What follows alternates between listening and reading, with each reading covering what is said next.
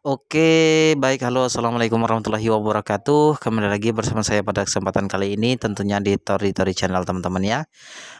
Dalam video kali ini sedikit agak baik ya kabarnya, karena memang di sini fakta ya, kita bicara dengan sesuai fakta data ya yang beredar.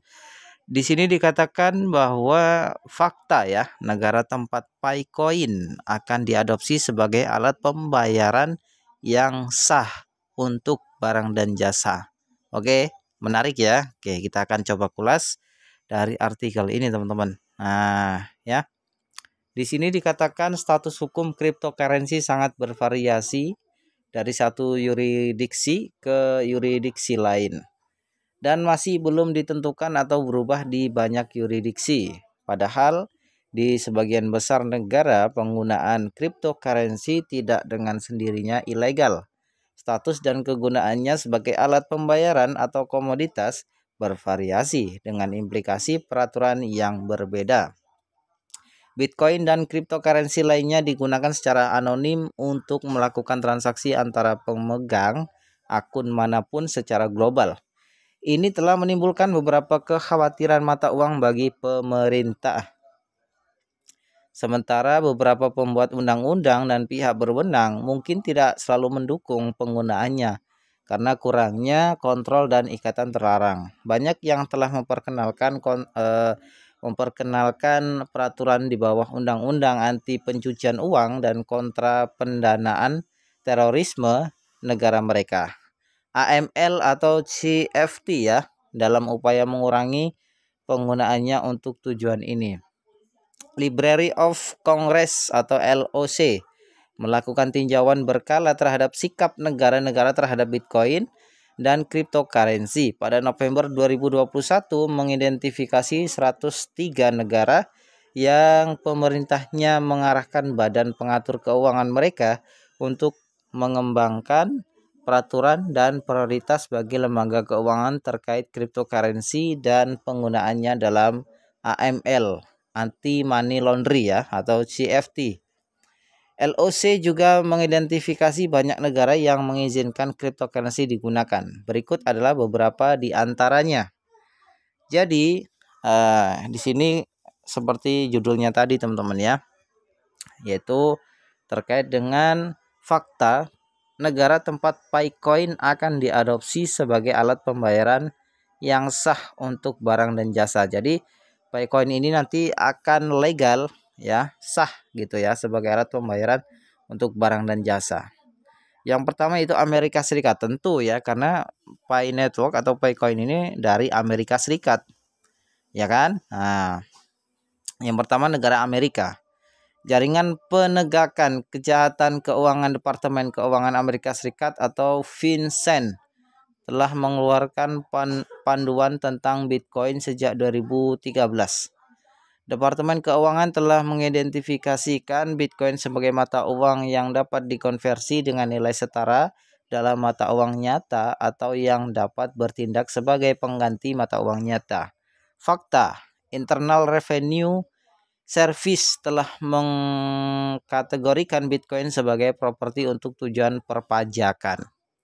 Setiap entitas yang mengelola atau menukar Bitcoin seperti pertukaran mata uang kripto dan pemroses pembayaran termasuk dalam definisi bisnis layanan uang atau MSB. Dengan demikian MSB tunduk pada undang-undang kerahasiaan bank dan diharuskan mendaftar ke Departemen Keuangan Amerika Serikat dan mengajukan laporan tentang transaksi di atas 10.000 US dollar pemulihan menggunakan mata uang kripto.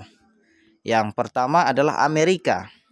Di sana sudah legal atau sah bahwa kripto sebagai alat pembayaran untuk barang dan jasa. Ya. Sama nanti juga Picoin seperti itu. Kemudian negara Kanada. Kanada ini mempertahankan sikap ramah Bitcoin secara umum seperti tetangga selatannya. Bitcoin Amerika Serikat dipandang sebagai komoditas oleh Badan Pendapatan Kanada atau CRA untuk tujuan pajak penghasilan. Ini berarti setiap pendapatan dari transaksi menggunakan Bitcoin dipandang sebagai pendapatan bisnis atau keuntungan modal dan harus dilaporkan seperti itu.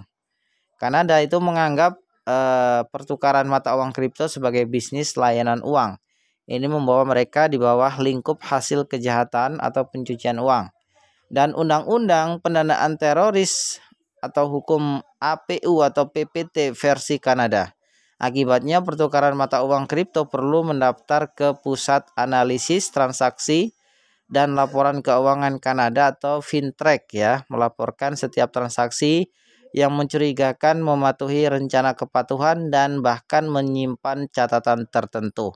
Yang kedua yaitu Kanada, teman-teman ya. Di sana sudah legal bahwa kripto disambut dengan baik ya sebagai alat pembayaran yang sah untuk barang dan jasa. Kemudian negara berikutnya yaitu Australia. Australia ini seperti Kanada, kantor perpajakan Australia menganggap Bitcoin sebagai aset keuangan dengan nilai yang dapat dikenakan pajak ketika peristiwa tertentu terjadi. Jika Anda memperdagangkan atau menukar, menjual gitu ya, menghadiahkan, mengubahnya menjadi mata uang fiat atau menggunakan Bitcoin untuk pembelian, Anda memicu pajak capital gain ya. Anda juga diharuskan menyimpan catatan transaksi apapun yang Anda lakukan menggunakan Bitcoin untuk tujuan pajak. Fakta, di Australia, jika Anda memegang Bitcoin, Anda hanya untuk penggunaan pribadi dan memperoleh keuntungan darinya, Anda mungkin tidak berhutang pajak dalam situasi tertentu. Kemudian negara berikutnya yaitu adalah El Salvador. Ini juga dia menerima cryptocurrency sebagai alat pembayaran untuk barang dan jasa juga, teman-teman. Ya, El Salvador ini adalah satu-satunya negara di dunia yang telah menyatakan Bitcoin sebagai alat pembayaran yang sah, ya. Kemudian pada Juni 2021, Kongres negara itu menyetujui Presiden Nayib Bukele untuk secara resmi mengadopsi Bitcoin sebagai bentuk pembayaran, ya. Kemudian ini adalah negara pertama dan satu-satunya yang mendeklarasikan Bitcoin sebagai alat pembayaran yang sah setelah Presiden Nayib Bukele menerima persetujuan dari Kongres untuk mengadopsinya sebagai bentuk pembayaran. Negara-negara lain seperti Prancis, Denmark, Jerman, Islandia, Spanyol, Meksiko, Inggris, dan Jepang itu juga menganggap transaksi Bitcoin legal dan telah mengembangkan peraturan seputar penggunaan dan perdagangannya. Jadi ini menurut saya ke depan ya, ke depan Pay Network atau Paycoin tentu akan menjadi legal, sah ya sebagai alat pembayaran ya untuk barang dan jasa tentunya. Tentu di Amerika Serikat maksudnya. Tentu di Amerika Serikat nanti yang akan mengawalinya ya. Dan sebetulnya para penambang Paycoin ini yang terbanyak adalah di China. Ini sangat menarik karena di China ini mereka tidak menerima cryptocurrency ataupun Bitcoin, tetapi justru sebaliknya terhadap Paycoin atau Pay Network. Mereka sangat antusias sekali menyambut kehadiran Pay Network ya. Bahkan Global Consensus Value juga mereka sendiri berasal dari kebanyakan yaitu dari China yang mengeluarkan statement 314.159 US dollar. Ini kan sangat luar biasa menurut saya ya Pay Network ini. Jadi ya begitulah antusiasme ya, mau tidak mau di dunia ini harus menerima Pay Network ya sebagai cryptocurrency yang akan nanti menjadi terdepan, yang inklusif gitu ya, yang bisa digunakan untuk semua kalangan, khususnya untuk rakyat-rakyat biasa seperti kita-kita ini. Nah, itu dia teman-teman ya. Jadi ini adalah kabar yang menarik dari berita-berita ini. Yang jelas nanti ke depan Pay Network akan menjadi legal sebagai alat bayar yang sah gitu ya untuk barang dan jasa. Dan kita kan sekarang sudah diperbolehkan juga untuk menukar barang dan jasa ya. Gitu di marketplace khususnya yang sudah disediakan oleh Paycore Team seperti di Pican Mall, Paixing, P-Barter Mall dan lain sebagainya ya. Jadi itulah dia teman-teman ya. Ini kemajuan demi kemajuan yang nggak bisa dipungkiri, ini fakta.